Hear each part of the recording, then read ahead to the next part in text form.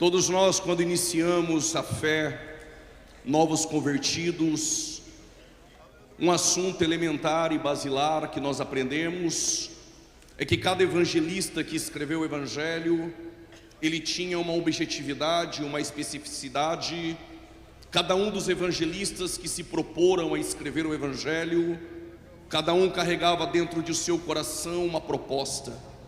Mateus, quando escreve o seu Evangelho, ele direciona esse Evangelho aos judeus, e a proposta mateana é apresentar Jesus como rei. Que esse Jesus que ele apresenta no seu Evangelho é o mesmo que os profetas profetizaram e falaram acerca dele. É por isso que nós vamos ler aquilo que Mateus escreve comumente, para que se cumprisse o que foi predito pelos profetas. Mateus apresenta Jesus como rei. Diferente de Marcos, que não fora uma testemunha ocular de Jesus, que segundo Papias, um dos pais da igreja, quem ditara o Evangelho para Marcos fora Pedro. E Marcos escreve aos romanos, e o objetivo de Marcos é dizer que Jesus ele é servo, porém um servo que é maior do que César, um servo que tem mais poder do que César. Pelos 16 capítulos de Marcos, nós entendemos que Marcos registra o maior número de milagres possíveis dentro dos evangelhos. Diferente de João, que andou com Jesus e chamado de discípulo amado, este mesmo João é aquele que reclinava a sua cabeça no peito de Jesus. Esse João escreve um evangelho universal, apresentando Jesus como Deus e como Filho de Deus. No capítulo de número 1, versículo de número 1, ele apresenta Jesus como Deus. No versículo de número 4, ele apresenta Jesus como a vida. No versículo de número 7, é o Jesus que testifica a luz. No versículo de número 14, é o Jesus que habitou no meio de nós. No versículo de número 18, o unigênito do Pai. No versículo de número 29, o Cordeiro de Deus que tira o pecado do mundo. No versículo de número 41, o Messias. No versículo de número 49, o Rei de Israel, o Filho de Deus. E no versículo 51 e 52, ele apresenta Jesus como Filho do Homem. Lucas, porém, não obstante, ele tem a sua particularidade, a sua especificidade, a sua individualidade dentro dos seus escritos. Lucas é historiador, ele tem uma preocupação, que sua narrativa não orbite ou não gravite sobre uma estrutura que é simplesmente abstrata. Lucas vai colocar estacas históricas e vai registrar nomes de governadores e tetrarcas para fundamentar o seu registro histórico, para que haja credibilidade naquilo que ele escreve e veracidade no passar dos anos. Eu explico. Se Mateus estivesse aqui nessa reunião dos Gideões, com certeza daqui 70 ou 60 anos ele iria escrever dizendo: estávamos todos reunidos naquela noite e o Rei Jesus estava presente entre nós.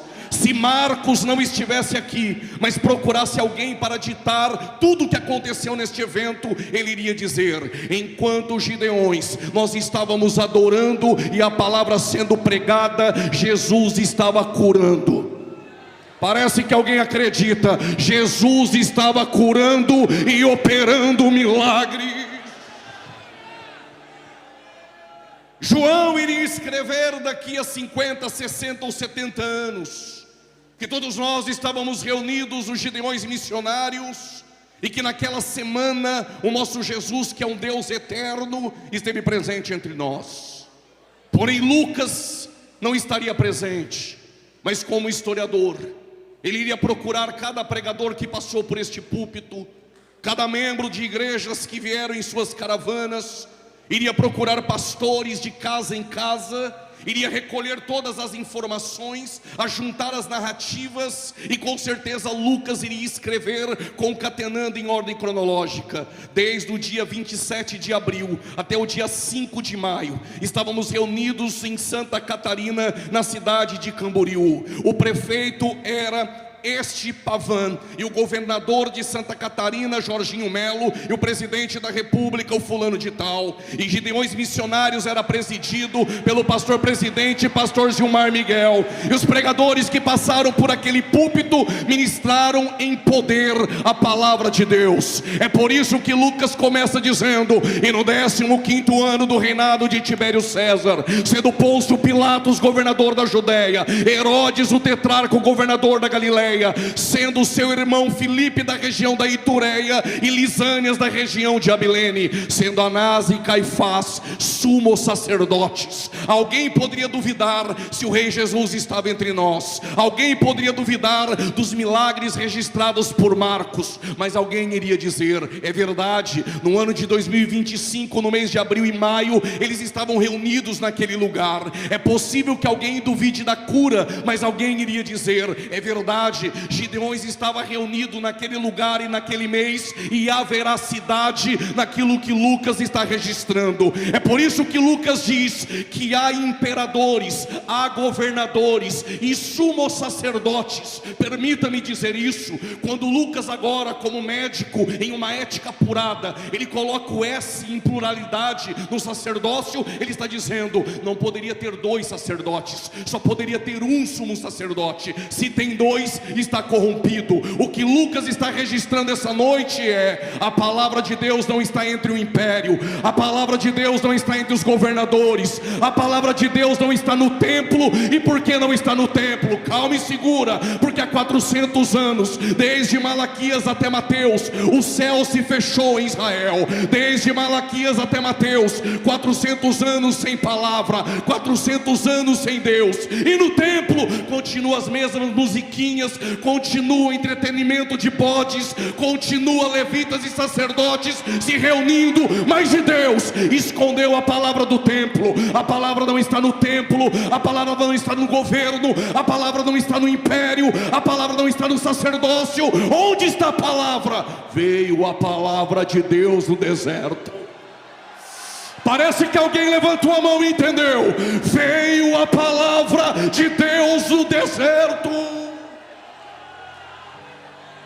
No deserto, no Jordão, não tem área VIP. No Jordão não tem estelionatário da fé. No Jordão não tem mercenário. O que tem no Jordão? Arrependei-vos, arrependei-vos, arrependei-vos. 2023 como teólogo, 2024 como profeta, e hoje eu vim como uma voz. Que voz é essa? Arrependei-vos, porque é chegado o reino do céu. Eu já tinha pulado da cadeira. Tem que ser crente para dar glória agora. Arrependei-vos. Ou você só dá glória a Deus debaixo de chave, porta aberta e vitória. A palavra dos Gideões é essa: arrependei-vos, arrependei-vos. Quem está comigo levanta a mão. Arrependei-vos. Aí a se não aguenta a pressão, fica com a mão baixada e segura o glória.